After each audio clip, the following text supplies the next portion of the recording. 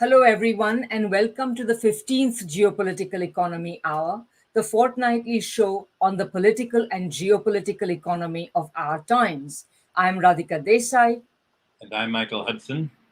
and today we propose to discuss NATO in the aftermath of its recently concluded Vilnius summit, exploring a variety of questions about how its assault on Russia is faring and the prospects of extending its sphere of operations to what the, NATO leaders like to call the Indo Pacific. And in order to do this, on today's show, we are joined by none other than Pepe Escobar. Many of you will, of course, know who he is. He's a Brazilian journalist, geopolitical analyst, and author. Pepe, welcome to our show. It's a huge honor and pleasure to be with you guys and with this fantastic audience, of course. And let's rock. All right, let's rock. So basically, NATO is a huge topic, and it's surrounded by a considerable amount of smoke and a vast number of mirrors. So we have to try to understand. We have to sort of push through all of this to try to understand what it is. It calls itself a defensive alliance. Defensive. The fact of the matter is, it was created as part of the Cold War, which the US launched more or less single handedly before the Second World War was even over. It launched it against its own Second World War ally. And again, the United States did this. Launched the nuclear bombs on Hiroshima and Nagasaki as part of this launching of the Cold War. So there is no way in which this war is defensive. And what's more, it was an offense against communism, of course, but it has also been an offense against the Third World. Essentially, NATO was also set up as a bit of a rival to the United Nations, which the US liked less and less as it began to include more and more countries from the Third World. Alliance? What sort of an alliance is it in which one member seeks to essentially damage and harm other members? That's what the United States is doing, for instance, to Germany today. That's what it did to the United Kingdom all those decades ago at the end of the Second World War. Much is also made of NATO's unity.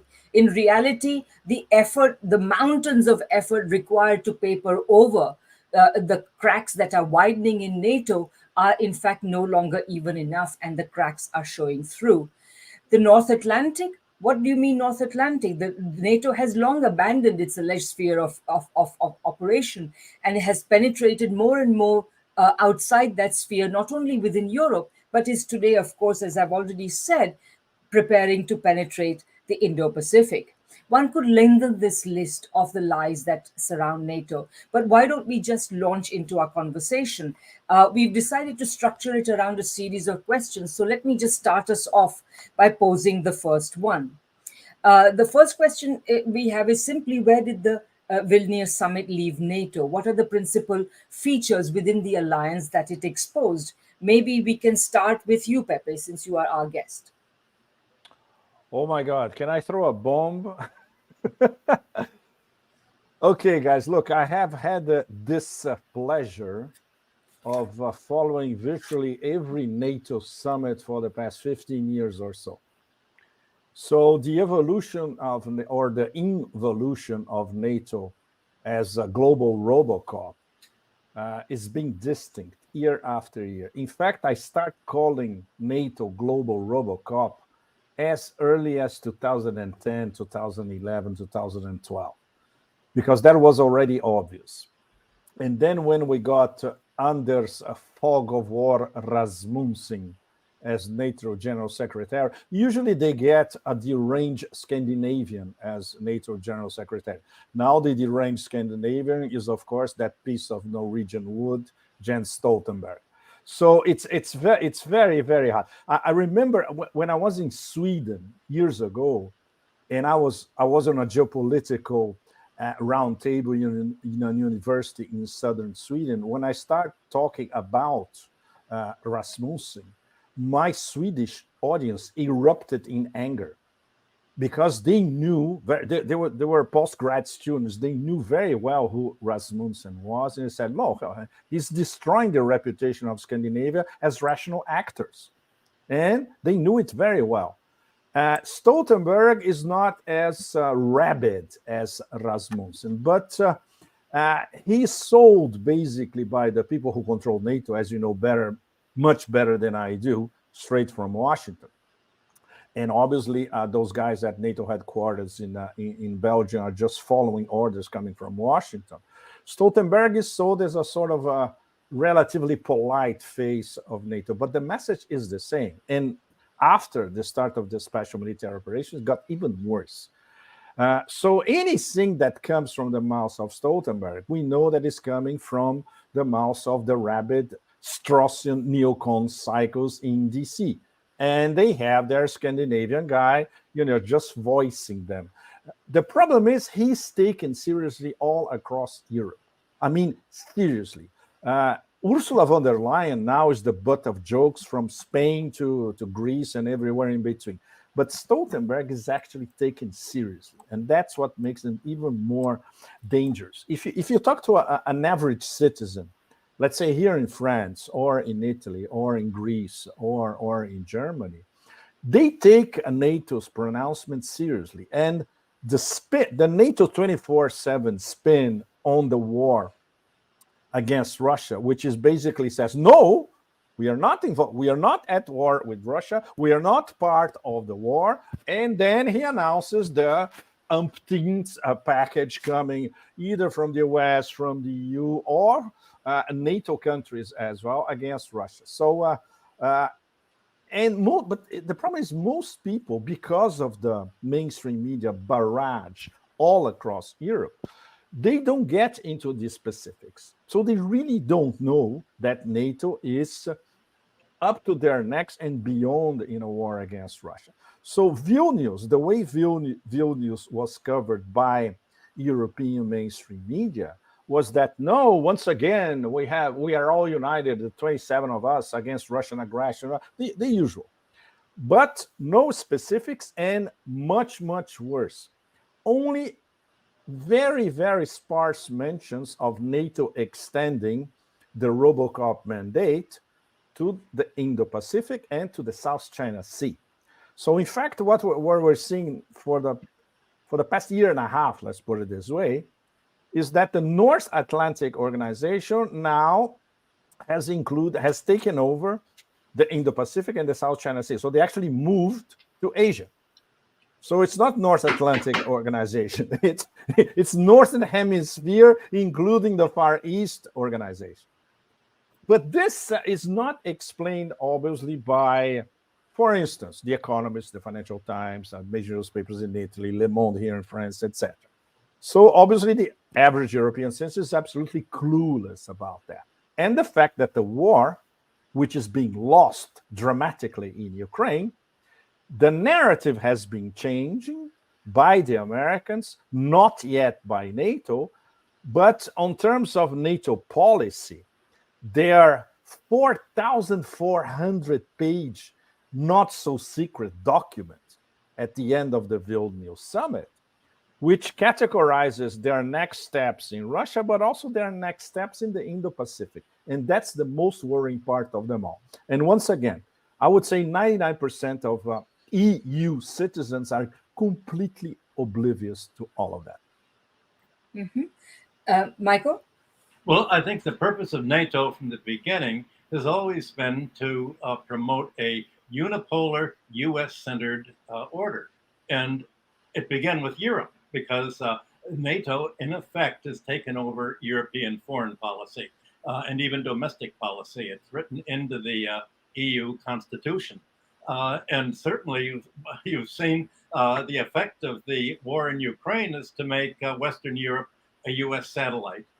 It's cut off the trade with Russian gas and oil and fertilizer and other raw materials, making Europe dependent on US suppliers at much, much higher prices. So the effect of NATO so far has been to sort of break away Europe from what seemed to be an increasingly close relationship of mutual economic gain between Germany and other European countries, trading and investing with Russia for low-cost raw materials, and with China for low-cost manufacturers. Well, the U.S. plan in just forcing a military solution in Ukraine has been to break away Russia's ability to support China, to support Syria, to support Iran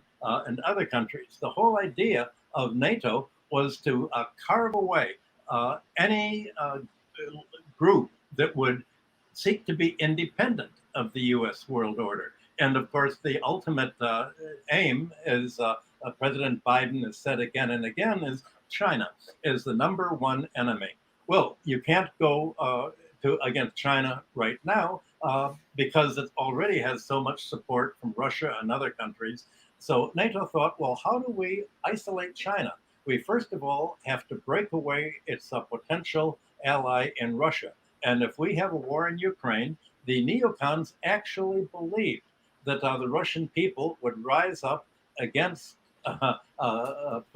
President Putin and have a regime change. And the regime change would bring another Boris Yeltsin type Western-oriented character. Well, the reality's been just the opposite. Hardly surprising when a country is under attack, like Russian speakers are under attack in eastern Ukraine. Well, the tendency of any population is to rally behind the leader. And that's why Putin's approval rating has gone up to 80%, much higher than any American or European leader. So what's happened is that instead of NATO breaking up the China, Russia, and other countries seeking to pursue their own policy, it's driving them all together out of simply the need to protect their own economies from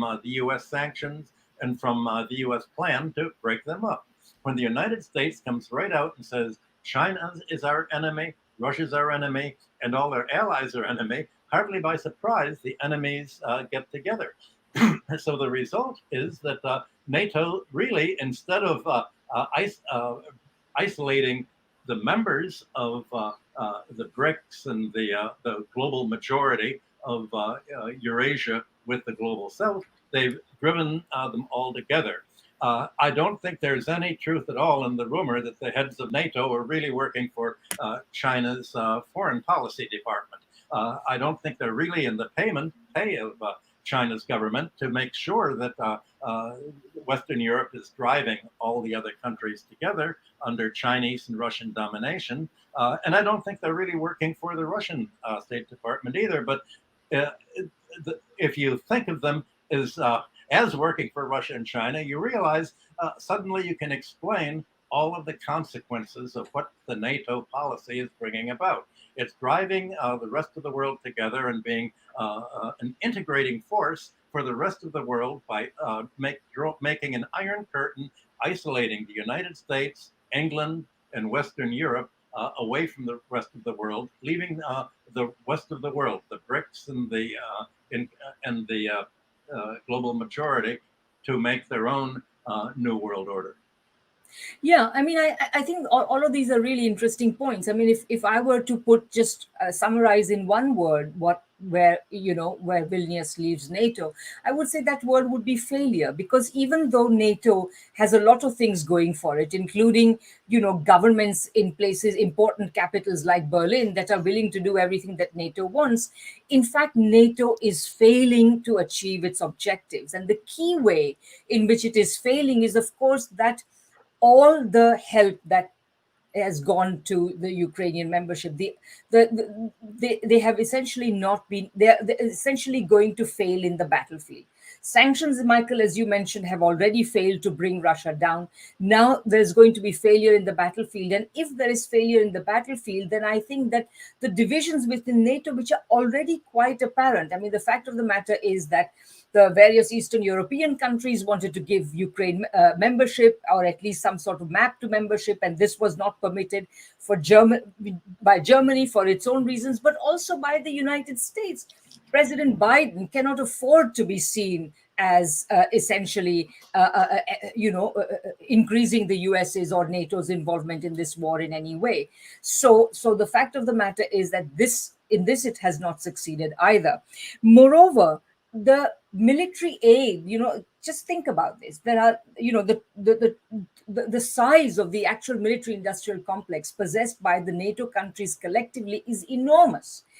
But the fact of the matter is that still they have been unwilling to a considerable extent, but also unable to supply Ukraine with the quantity and quality of the arms that it needs, so that it cannot succeed, could not succeed. And so the so-called counter-offensive is failing. And that's the background against which the Vilnius summit took place. With that background, even though it added it added Finland and hopes to add Sweden, having overcome President Erdogan's limitations by offering him vast quantities of money, etc. The fact of the matter is that this alliance, the cracks within it are already showing. And I also feel that success against Russia is very critical to extending the alliance and its sphere of operations to China. Because the fact of the matter is that if they can't succeed against Russia, they're not going to succeed against China. And what's more, there was already dissension over Russia. The fact of the matter is that the various NATO members are so deeply involved economically with China that there are going to be even greater dissensions with essentially targeting China, even though all Washington's puppets in various European capitals are huffing and puffing to try to achieve this by talking about de-risking and what have you. People like Ursula von der Leyen are in the forefront of this effort, but I don't think they're going to succeed for reasons, I think, Michael, that you also mentioned. The cost that these countries are going to have to pay for these wars, cost not just militarily, but also economically. The consequences of the economic disruptions that it's going to bring is going to create dissension within these people. It's going to create popular discontent. It's going to destabilize governments. And what's more, it's also going to create dissensions within the elites, because many of them have reasons to continue doing business, not only with Russia, but also with China, in particular with China. So in that sense, I would say that the Vilnius summit has simply shown the dysfunction of NATO to an even greater extent. Yeah, I mean, maybe we can go on to the next question, which is, how is the proxy war on Ukraine faring? What does it mean for Biden and his larger strategy of uniting so-called democracies against the so-called autocracies and targeting China? I mean, I've kind of already segued into that topic. So whoever wants to start, please do. Can I go for it? Sure. Well, I've been writing about this non-stop for a year and a half, so I hate to repeat myself, but okay, let's go straight to the point. NATO's humiliation is just full humiliation is just around the corner. And compared to it, Afghanistan does not even qualify as a mini Disneyland. Just wait.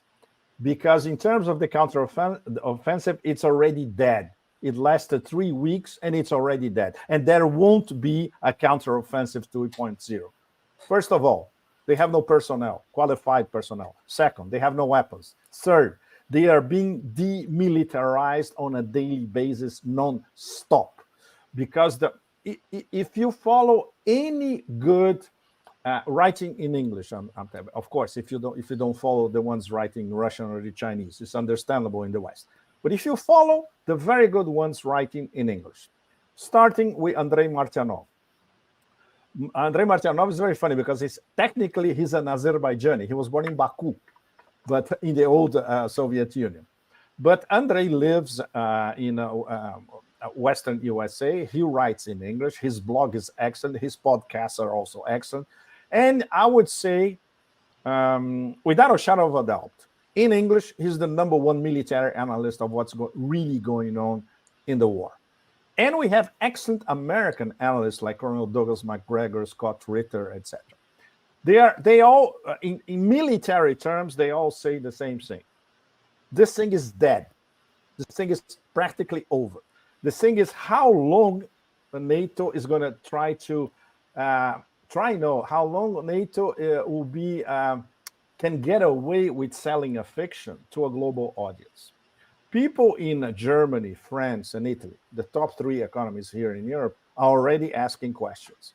I mean, industrialists, academics, they are not, of course, stigmatized in mainstream media, um, underground channels, parallel discussions, round tables of very well informed people, including intelligence people, French, Italians, etc. They say, look, there's got we need to find a way out of this, but it's impossible because everything is controlled in Washington by those Straussian neocon cycles.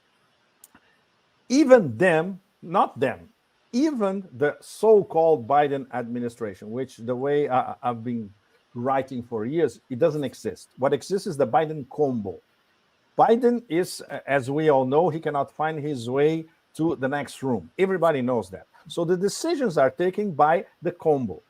And among the combo, the visible faces, which makes them even more toxic, are the toxic trio, Sullivan, Blinken, and Nuland.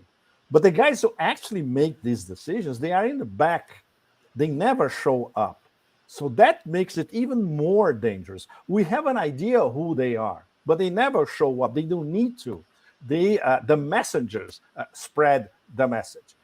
And they are trying to change the narrative badly because they know that there's going to be a massive humiliation just around the corner. The elections are getting closer and closer. You cannot go to the American public next year and present a NATO humiliation, which is obvious for 88% of the world as a victory, and try to get away with it. It's absolutely impossible. People who bother to look at what's really happening on the ground in the battlefield in Ukraine can see for themselves. So now they're trying to change the narrative. And the best example these past few weeks, in fact, this past few days, was Edward Luttwak, which you all know as, let's say, number one and number two Pentagon advisor for the past 50 years or so. He gave an interview that is absolutely incandescent, where he's basically changing the subject to war on China. So this was, I would say, the official entry of the real war is against China, not in Ukraine, into mainstream media. It's on YouTube. Everybody can watch it. Soon, if people start watching, soon we'll have millions of views. And Edward, as you know, is a very, very clever operator. Even when he doesn't say it, he's spelling the whole game, in fact. Look, William Burns called Narishkin, William Burns, head of TRA, Narishkin, head of Russian foreign intelligence. This is true. Burns did call Narishkin. They have a very important phone conversation, but not exactly what Edward is spinning. Basically, Narishkin was trying to explain to Burns, look, if you, CIA, start mounting operations inside the Russian Federation, there are going to be repercussions for you guys. So, go slow. Edward's spin was, no, Burns told Narishkin that Putin and Biden should close a deal. Putin's not going to close a deal with the Biden administration. Forget it. The Biden administration knows exactly what Russia wants, which is exactly what Russia wanted in December 2021. Indivisibility of security. You guys know this very, very well. In our audience, I'm sure is familiar with that. Those letters that were sent to the Pentagon and White House and got a non-answer. Also sent to NATO. This is all about indivisibility of security for Europe and for the post-Soviet space. And at the time, the Americans ignored it. So now they want to go back to the table and discuss with the Russians. The Russians know very well when they receive a yes, no, or a no, yes, which was the case. So there's nothing to discuss. And the Russian Foreign Ministry, the Minister of Defense, and Putin himself over and over again has said, look, our set of conditions to end the war are there. The Americans know it very well. We can finish the whole thing with a phone call. They don't make the phone call that really matters. It's not Burns to Narishkin. It's the White House to Putin. This one is not going to happen anytime soon. But he's still trying to find a way out. So if you think that this came straight out of a Kafka novel, yes, it did. And it keeps going. Yes, exactly. In fact, how long do you think that, I mean, how and when do you think the war might end? There are two short answers, Radhika. One, with the phone call, the war stops tomorrow. And they're all back to back. No, they all go to a negotiating table somewhere in Finland, in Kazakhstan, in Geneva, and obviously there will be no agreement because the Americans will refuse to accept indivisibility of security. Everybody knows that. So there is no peaceful solution to this war. The only solution for this war is a complete humiliation of either side. As we look at the battlefield, we see that the humiliation of NATO is just around the corner, literally.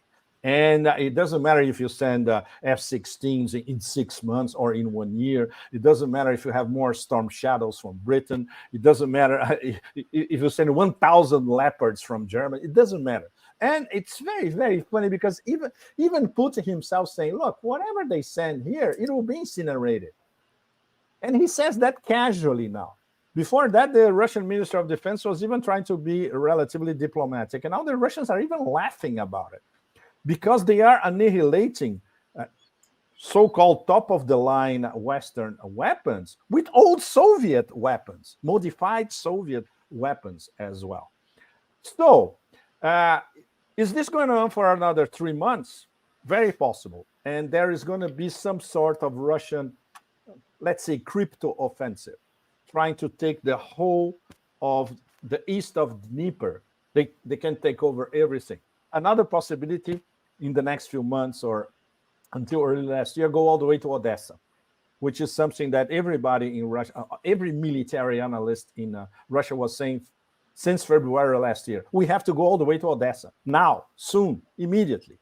So maybe this is going to happen. But they have the Russians have, the Minister of Defense has different scenarios for what happens after what happened in Bakhmut, which was this World War I thing, absolutely devastating, lasting 6 or 7 months. But it was a rehearsal to what the Russians might do when they really decide to get into war. So what Putin said a few months ago still applies.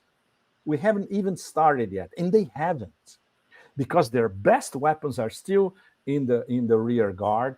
Their top battalions are not part of the fighting yet. They are using their hypersonic missiles sparingly when they have a very specific target, like that bunker near Lviv in western Ukraine that they destroyed a few months ago with one Kinzhal penetrating underground. And then nobody talked about it. The Pentagon didn't talk about it. The Russian Ministry of Defense didn't talk about it because this was too sensitive. A lot of NATO people were killed in that Kinzhal strike. So the Russians are fighting with one hand behind their backs, no question, and with velvet gloves. But now, after all these attacks inside the Russian Federation, including the second attack against the Kerch Bridge, and attacks against civilians in Russia, they are starting to lose their patience. They have the possibility to increase lethality, like to, any degree you can imagine. They don't want it for the moment. They always leave a window open in case the Americans decide to start talking. And that brings us to an extremely complex matter, which unfortunately we don't have time, at least today, to talk about it, which divisions at the top in Russia. There are oligarchs who are pro-ending the war. There are oligarchs who want to extend the war indefinitely because they are making a lot of money out of it. There are pro-EU people very, very close to the Kremlin. And they are the Silovikis and the ultra-nationalists who say, no, we should cut off the head of the snake tomorrow in 20 minutes, which they can if they want to. So there are divisions inside Russia and at the highest levels. There's no division in terms of accomplishing the goals as fuzzy as they are of the special military operation. Demilitarization of Ukraine, it's on the way. They did it at least 50%, if not more. Demilitarization of NATO is also working because they did it. Germany, they don't have shells for 1 week if they decided to go into a war. Their leopards are gone, not to mention the other ones. Which leaves us to the most dangerous element in all that, which brings us back to our NATO discussion, the Poles, the rabid Yes. hyenas of Europe. The Poles and the Baltics are cultivated by the Americans as their new strike force, considering that the Ukrainian strike force is practically gone. And that would assure the war entering another, even more complicated stage and with no end in sight. So the possibilities of this thing getting worse, of course, are endless. But this one, I would say, is the number one. Subcontracting the next offensive to the Poles with help from other NATO mercenaries. And, forget about Ukraine. Now it's going to be Poland independently, not part of NATO, because they're going to say, no, they're doing this on their own. We, NATO, are not involved. And then we have a different actor on the Ukrainian battlefield because the Poles, their agenda, as all of us know, is to annex Western Ukraine. And they think they have a golden opportunity that they never before in the past few decades to do it. So I'm sorry if I'm being so nihilistic, but well, Go you ahead. may sound nihilistic, but I think what you've said, Pepe, is exactly what was being discussed at Vilnius and NATO. I think all the NATO people are in agreement with you. What we're saying is no longer on the outside is a minority view. This is what you said is the majority view of NATO. They got together, they realized it, and it's as if at the Vilnius meeting they said, "Okay, we're going to bury Ukraine. This is a funeral for Ukraine. We know that we can't win. The only thing we want to do is if there are any tanks and weapons, let's use them all up so that Europe will buy a huge bonanza for the American military-industrial complex. Raytheon's very happy. But I think the message at Vilnius and the associated meetings at the U was we're finished with Ukraine. We've done everything that we set out to do. We've led Russia, great success, as you pointed out elsewhere. Our real enemy now is China. NATO now, our center is really in the Pacific. Our center is in the China Sea specifically. Let's make Taiwan the new Ukraine. Maybe they'll be willing to die for the last Taiwanese. Let's do to China what we've just so wonderfully done to NATO. We've expended everything there, but while we've used our tanks and ammunition and armaments in the West, now let's use up our navy. There's a huge market in building all the ships that a war with a provocation with China will do. Let's send some of our ships into the Taiwan Strait. That China will say, well, that's our own territory. We're one country. Let's shift to a naval war in the Pacific now, and that seems to be what they all decided on. They don't want to talk about Ukraine anymore. It makes them unhappy. I mean, for us, it's saying, "Ha, we told you all along." For them, they say, "Well, we did what we could." And I think you're right about Poland. In Poland, they're obsessed with the 15th century and the 16th century. When Poland had Lithuania, had many of the Baltic states, had Prussia was part of all of that, had part of Ukraine. For them, they want to recover their lost glory. And the leaders of Poland are exactly as you said. And I think NATO isn't really going to be a part of it if Poland tries to attack Belarus or even trying to isolate Königsberg, that somehow NATO's not going to get involved if Russia retaliates and with a slam. You can just remember what happened in World War II to remember that. So yeah, I think what you've outlined, I think it's what NATO agrees with.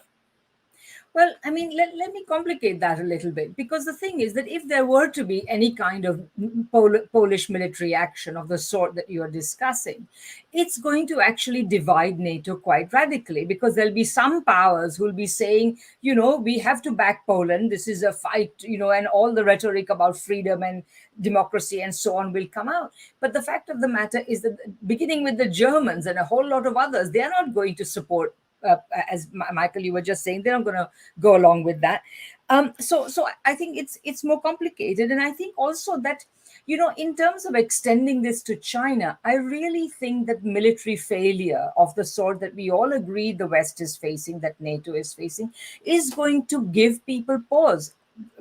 First of all, that is to say, can the United States really do can really hold up the military end, so to speak? And it can't. It spends more money on its military than the next however many states combined, but still cannot produce weapons of the quantity and quality that even Ukraine needs, let alone the West as a whole will need if it goes to war with China. So, in a sense, it's got an overpaid, pampered military industrial complex that cannot actually produce the weapons. So in that sense, and I think that, Biden, I mean, earlier I said that Biden didn't want to include Ukraine in NATO, or not even give it a roadmap for electoral reasons. But I think there's also another reason. They do not want a failed state in their ranks, because that's what Ukraine will become soon. So in that sense, I would say that the possibility of extending the war to China is much less secure, I think. Also because, even the countries around China, who the United States has been trying to divide from China for a long time, they continue to deepen the economic connections, trade relations, investment relations, etc. with China. They are not going to go to war with China in any easy way. They're going to be deeply divided, just as the European leadership is divided. So in that sense, and in fact, all of this is kind of nicely segues into our next question, which is, how much longer do you think Europe and other US allies sustain the appearance of unity? Because we know that Europe is paying a big economic cost. The unity that is much touted has also been a very selective sort of convenient sort of unity, where every country has sent whatever is convenient for it, rather than what is needed in Ukraine. So how long do you think that even Europe can stay united, with the British pulling in one direction, the eastern states in another direction, Germany and France and Italy in yet another direction? I mean, how long and can this unity be sustained? I don't think it's a question of countries fighting each other. It's a question of the business interests fighting the political interests, who basically are employees of the United States. And think of it. The question is, are international relations going to be determined by economic factors and mutual gains, as we all believe with the materialist approach to history, or is it going to be completely non-economic factors, or is Janet Yellen and her European counterpart said, all trade is risk. Any trade with China or Russia or the Near East runs a risk of losing national security, because if you trade with a country, you're dependent on them. And therefore, you shouldn't. You should break off the trade with China. You should break off the trade. Well, obviously, breaking off the trade with China and Russia has already led to the collapse of the German steel industry and the industries that use steel, and the fertilizer industry and the glass-making industry that uses gas. So the real question is, are European politics going to be based on economic long-term self-interest, as we all assumed was the guiding shape of geopolitical arrangements, or is it going to be rejecting your self-interest in terms of national security, meaning trade with the United States establishes absolute dependence on the United States? When Janet Yellen, the U.S. Secretary of the Treasury, and the von Leyen lady said, you have to base all your trade on national security, that means all trade must be locking in your dependence on U.S. exporters, U.S. oil and gas exporters, now that we are your only suppliers of gas and oil, U.S. farm exports, U.S. Computer information technology exports, communications technology, rejecting Huawei. The How is it that the European politics is not dominated by the business interests, but by American fantasy that even American interests are not based on the benefits of American computer chip exporters. You just had President Biden say we're going to have to give $30 billion to support U.S. Chip modernization, but the chip companies are going to have to lose 1/3 of their total market, which is China. And the chip companies have said, wait a minute, you're saying that we're going to lose our markets and you're going to try to make us grow again, but without a market for our goods because our market is China. Even the United States is turning away from its economic self-interest to this obsession with we must dominate other countries, this obsession of the neocon to control other countries. I don't think something like this has really come across before. And those of us who believe in the economic determination of history can't believe it's going to go on very long. But here we have it going on very long.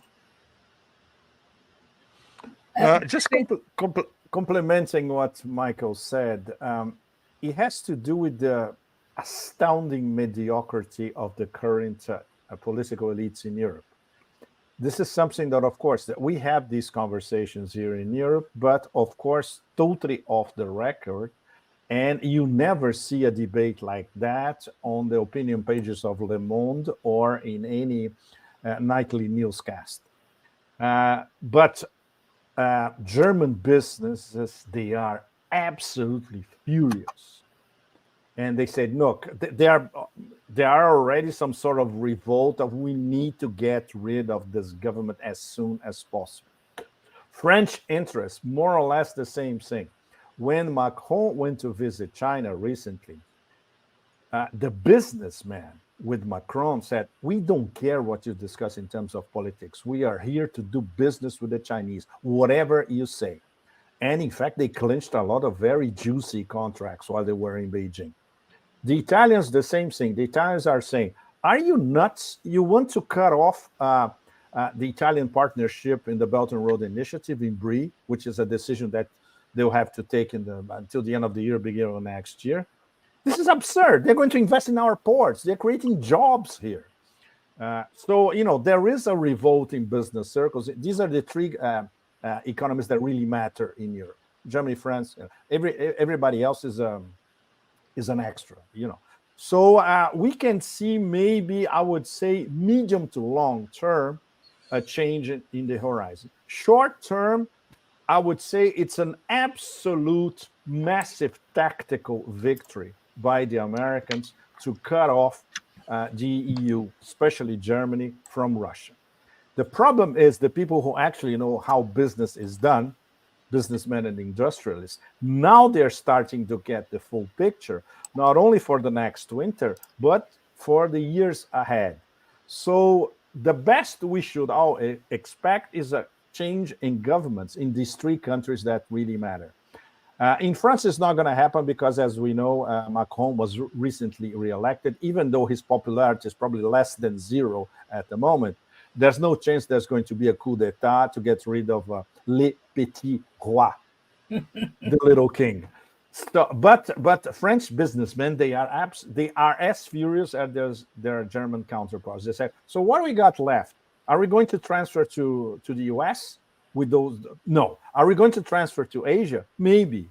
And obviously, if that happens, the social situation inside France, which is already mega explosive, then is going to be total combustion.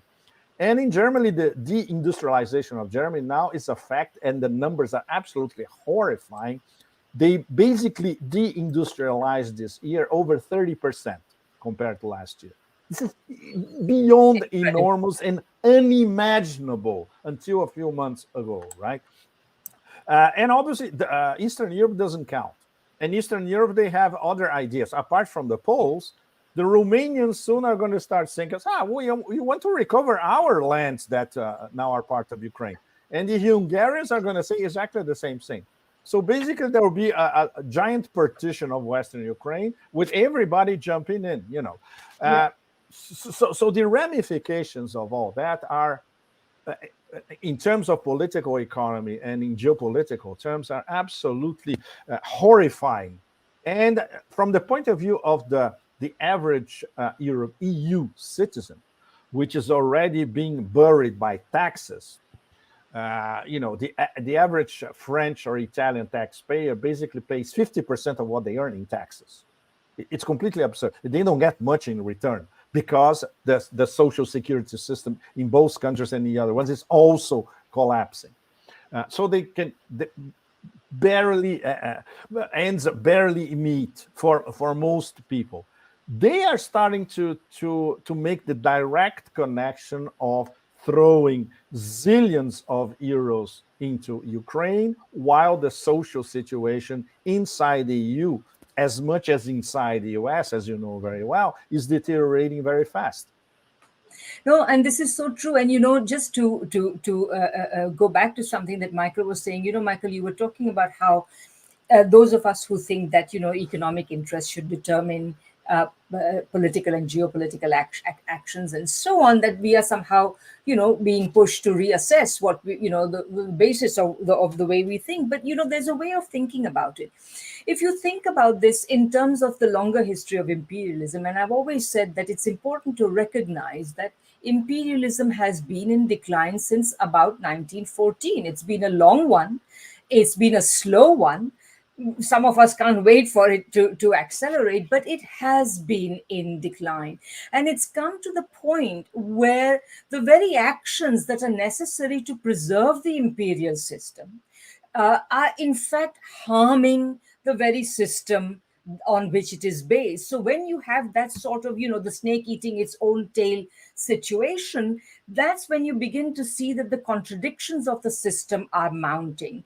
And that's the position, that's the situation where we are at, that what the United States needs to do in order to preserve and extend the imperial system and therefore the capitalist system itself is proving harmful to capitalism. Now, what that means for the future is anybody's guess. Supposing, we got the kind of government that, the regime change. So if you got the kind of regime change that Pepe was mentioning in important European capitals, they will then have to go back to something like the approach that they were taking when Merkel made Germany dependent on Russia for its energy needs and so on and so forth. You could have something like that, but then what that has to do is we will see that the capitalist world is going to have to make terms with a world that is on the one hand socialist, in the sense that China is socialist and other socialist powers, and on the other hand, if not socialist like Russia, at least not willing to be subordinated to capitalism, and therefore to follow neoliberal principles, because neoliberal principles are nothing but subordination to capitalism. So in that sense, I think that we are looking at part of the reason why this situation looks so as complex as it does is because of this very complicated situation of capitalism and imperialism today. So maybe we have time to at least go into one further question, and that is really, again, this is about the a very economic question, but why do you think the grain deal broke down? What is the significance of the breakdown of the grain deal? Because remember, of course, remembering that originally the grain deal, the West made a lot of noise about how Ukraine feeds the world and blah, blah, and so on. But in reality, the grain deal was arrived at in order that the big agribusinesses that are located in Ukraine will be able to export their grain and make a profit. That was the real reason for the grain deal. Now, of course, President Putin has given his own reasons, and he's actually given two sets of reasons. One is, he's pointed out that the West did not keep its side of the deal. But he also pointed out that the grain that was coming out of Ukraine was in fact not reaching the third world anyway. So, yeah, please take it away. Your comments. Michael, can I go very quickly, because I would like Michael to to make the ultimate point about all that. Sure. Main reasons: 3% of the grain was reaching poor countries in Africa. You know what? They were discussing this morning at a Valdai Club session this morning, previous to the Russia-African summit that starts on Thursday. They were discussing that, and they got into detail, and they said the Russians were the only ones who actually exposed the rest of the world a fiction. 3%, over 40% was going to rich EU nation, not the poor EU nations. That's number one. Number two, they were using the fact that Odessa port was the center to stockpile weapons in Odessa. Why the Russians are bombing Odessa since the beginning of this week? Because they are bombing exactly this as a stockpiling of weapons. And number three, they were organizing ways of using the corridors of the grain deal to attack the Black Sea fleet and especially Crimea. There you go. Michael, it's all yours. Well, now that you've said the whole point, what you said is exactly right. The grain that Russia had said, we're producing the grain. We want to use this grain to give to the African countries to consolidate our linkage between Russia, China, and the BRICS, and the global South, specifically of Africa. They want, obviously, for them, just as when they built the S1 dam in Egypt, for them, trade and support was a means of creating national alliances, and Europe prevented that. And as you pointed out, the big agribusiness companies wanted to make money for the same reason that Willie Sutton said, "Why do you rob banks?" Because that's where the money is. So of course they wanted to get paid by Europe instead of giving their product away for free. There's no percentage of zero that you can really get on of this. So and as you pointed out, Ukraine was trying to use this ostensibly humanitarian grain trade to stockpile weapons and use that sea transport as a means of how do you attack Crimea?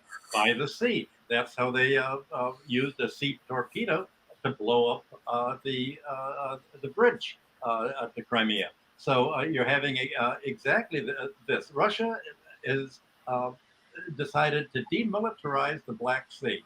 It's said, or Putin has said, that if there's any foreign ship that is not with Russian permission in the Black Sea, that will be treated as an enemy, because who else would possibly go to the Black Sea? There are not going to be insurance companies that are going to guarantee the safety of shipping in a military war zone. So without getting insurance for your sea transport, how are you going to transport grain? That in itself has stopped it. And Putin had just listed a whole series of criteria that would be necessary for the grain deal to resume. And that included stopping the EU sanctions against the Russian banks that have to finance the grain deal, stopping all sorts of attacks on Russia, sort of using the grain transport path is a means of actually putting a warship in there to attack Russia. Essentially, Russia said you'll have to demilitarize the Black Sea, and if you want peaceful grain commerce across the Black Sea. The U.S. is completely unwilling to do that. Congress will never go along with that. So essentially, the United States has blocked the grain deal, and it's using its propaganda in Africa to say, oh, look, Russia is blocking it. That's why you're not being fed with the grain. And there's who are you going to believe? The Russian reality or the American cover story? That's what's being fought out in Africa right now. And Africa is becoming actually one of the great battlefields in this split between the unipolar U.S. order and the emerging rest of global majority owner. And grain is the basis of this. the foundation of American trade policy since 1945 has been to prevent other countries from growing their own food. All of the World Bank loans to third world countries in the 50s, 60s, and 70s have been for exporting plantation crops, and for the US State Department opposing family-based farming to promote plantation crops, especially on lands owned by American exporting interests. At issue is the whole structure of African and Southern Hemisphere land tenure, and whether they're going to aim at feeding themselves just as the Europeans have fed themselves. And the issue that you didn't mention with the grain deal was Ukraine says, all right, let's try to export our grain by rail to Europe. Well, the center of European foreign policy, the most important economic aim of creating the common market in the first place was the common agricultural policy to protect French and German and other agriculture. And the last thing they want is for their farmers to be undersold with cheap Ukrainian grain that will hurt their economic interests. And so it's the European farmers and the agricultural policy that is blocking the shipment of Ukrainian grain through Europe. Quite apart from the fact that all of the storage facilities, the silos for grain, are already being used for European farm grain. There's nowhere to put that Ukrainian grain. The problem is insolvable from that point of view. Yeah, that's so true and important, Michael, that you should sort of have broadened the picture to put the issue of the grain deal in the larger a picture of imperialism and the way it has always operated, because all the first world countries, the imperialist countries themselves, actually pursue a very strict food security policy. Meanwhile, they tell third world countries, oh, you shouldn't worry about food security. You should, as Michael rightly points out, produce the export crops. What are export crops? They are crops that the first world wants. Why should third world countries produce export crops? Because they exist, as far as the third world, as far as first world countries are concerned, to supply cheap things that the West, which is largely non-tropical, cannot produce. So the third world is supposed to supply us with all those tropical fruits, vegetables, tobacco, cocoa, coffee, tea, whatever it is. And that's what's really also interesting is, people always think of the third world as being unable to feed itself. In reality, there are actually relatively few third world countries that have fallen for the very real inducements of the United States to not worry about food security, and besides, they are not rich enough to import a lot of food. So the extent of food dependence of first world countries is actually much greater. We import a lot more of our food than the average third world country, and certainly big third world countries. So the fact of the matter is, and what that food export also does is it keeps inflation low. We are able to, in first world countries, buy things for next to nothing. And this is a big factor in keeping inflation low. So, yeah, I think this is very important to put the grain deal in the larger picture of imperialism. Now, I should say we are near to an hour in this show, and we still have several questions to discuss. So what I propose is that next week we will come back and discuss the same issue and complete the number of various questions that we were discussing. So until next week, then we will have when we'll have the second part of this program on NATO. Thanks everyone for watching. Thanks to Pepe for being our guest. He will be back next week. Thank you very much. And of course, thanks also to Paul Graham, who's our videographer, and all the others who support our show. Thank you very much, and till next time. If there is a next week.